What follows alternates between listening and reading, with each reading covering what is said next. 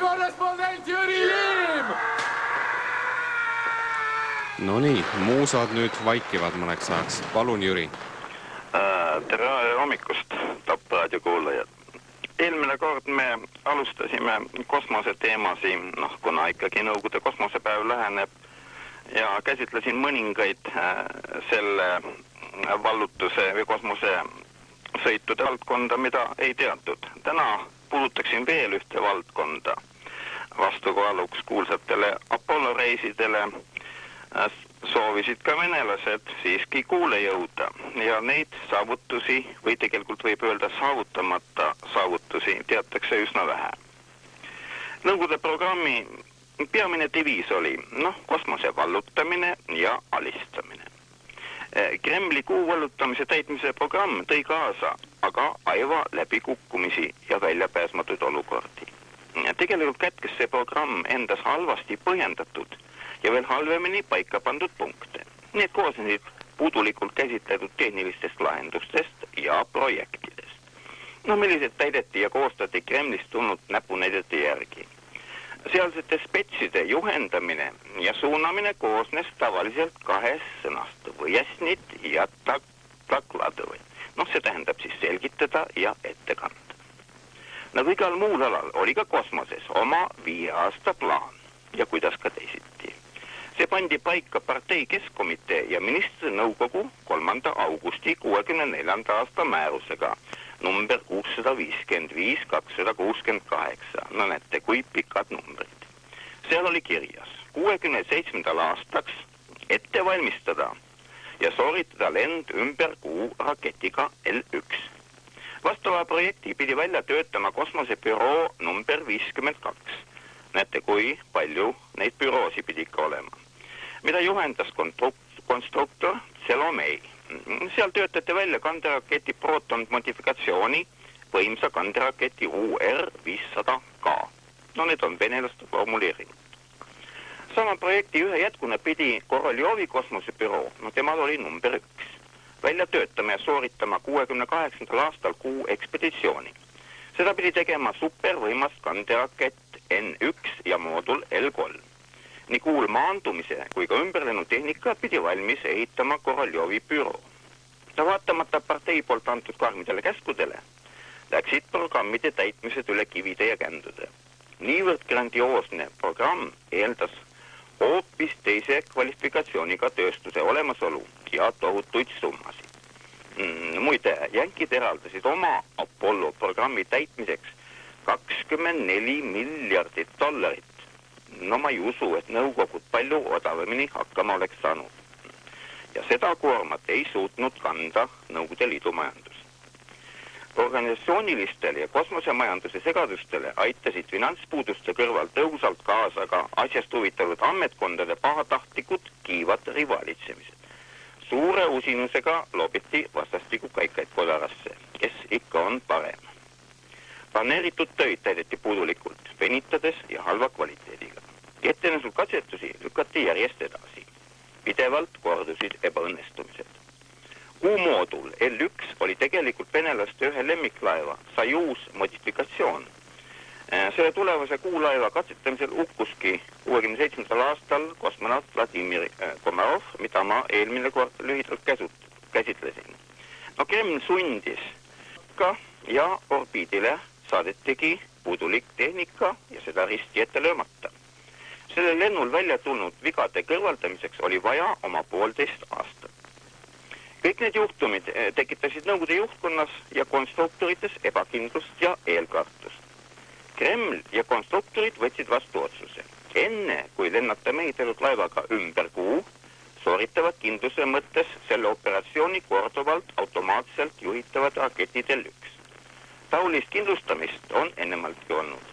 Näiteks Gagarini kosmoses lennutamisest teadustati alles siis, kui mees oli õnnelikult maandunud, kui ta seal üldse käis. Need L1 kuulennud said Venemaal endale nimetuse Zond. Vanemad inimesed vast mäletavad. Kõigi kaela kukkunud hädade taustal lükkus üha kaugemale ka esimese venelase minekuule. Selliseid treeninguid ja õppusi sooritas ja pidi oma jalad kuu pinnale panema kosmonaut Valeri Põkovski. Tõsiseks küsimuseks oli, kuidas tulla eluga tagasi. Ohtlikuks ja problemaatiliseks pidasid venelased teise kosmilise kiirusega maale naasmist ja maandumist. Siiani naasid Nõukogude kosmonautit maa atmosfääri ballistilisel trajektooril ja kasutasid pehmeks maandumiseks mooduli langevarju. Enne seda aga primitiivset katapulteerumise moodust, kus mees paisati moodulist välja ja ta maandus pehmelt oma langevarjuga. Kuulendudelt naastes aga sooviti ohtliku ballistilise trajektoori asemel kasutada juhitavat rikosseerivat maandumist NSV Liidu territooriumil. Rikosseerival moodusel on kuumuse ja mehaanilise koormuse ohud tunduvalt väiksemad. Esimese sellise katsetamine toimus 68. aasta märtsis. Algselt ballistilise trajektooril tagasi kihutaval laeval Zon 4 ütlesid üles maandumise automaatjuhtimise süsteemid. Et salajased tööd ei satuks võõrastesse kätesse, andis tolleaegne kaitseminister Ustinov käsu objekt likvideerida. Sond hävitati Guinea lahe kohal Nõukogude aatomivalvelaevalt välja tulistanud raketiga. Kõik purunes ja saladused koos raketivigadega kadusid merre. Konstruktoridel jäi üle need ainult välja mõistatada. Sama aasta septembris saatis venelasi edu. Sond 5 lendas ümber kuu ja naases edukalt Vaiksesse ookeani. Edu sellele vaatamata, et rakett kuni lõpuni tuli tagasi ballistilisel trajektooril. Seekord Ustinov oma rakette ei kasutanud, kuna Vene vastuvõtulaevad olid ette nähtud kohal. Kusagil 1 kuu enne Apollo 8 lendu, see oli lend ümber kuu, tekkisid venelastel mingid lootused. Nad suutsid Sond 6 edasi viia eelkäija trajektooril ja sooritada maalt juhitav maandumine liidu territooriumil. Tegelikult suudeti Sond purustada maandamisel ja kokku korjata ainult pilpad. See aga oli ikkagi parem ülevaade oludest kui mitte midagi. 69. aasta augustis lendas Sond 7 ümber kuu ja maandus lõuna pool Kustanaid. Siis suure pidulikkusega otsustati sama aasta detsembris tööle lennutada Sond 8. Esimene vene inimene, Pukovski, aga pidi minema kuule suurel pidupäeval Vladimir Lenini 100. aasta sünnipäevaks. Ette nähtud asju siiski ei suudetud valmis teha. Edasi lükkus isegi Sond 8 lennutamine. See sooritati 7. aasta oktoobris ja tehti sama tööd, mis Sond 7. Vahe oli ainult selles, et number 8 lõpetas oma lennu India ookeanis. Midagi ei olnud teha. Vaene Pukovski pidi treeninguid edasi sooritama kuni järjekordse planeeringuni. Seda puhku siis 72. aastani. Kõigi nende katsetamise tagajärjel jäid venestel ehitatud 15 kuumoodulist järgi on 2 eksemplari.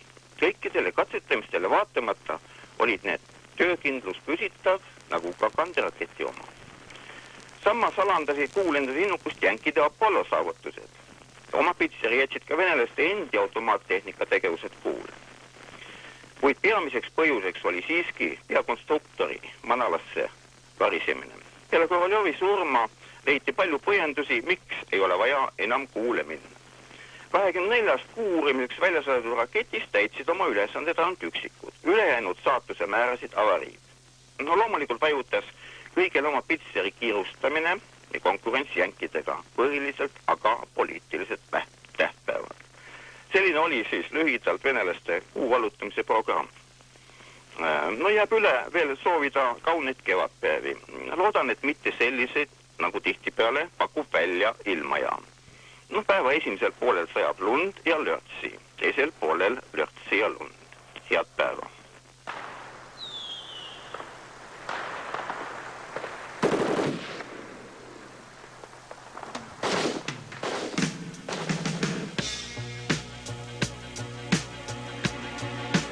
Ilmunud jääb Jüri Gagarin siiski esimeseks kosmonaudiks, esimeseks inimeseks, kelle inimesed ise on saatnud kosmosesse. Ja kõige selle kõrval ei suuda vähemalt mina küll ära imestada, kuidas suutis Jüri Gagarin säilitada sellist avalat naeratust, nagu see tema hoolil peale kõike seda ja selle kõige juures oli.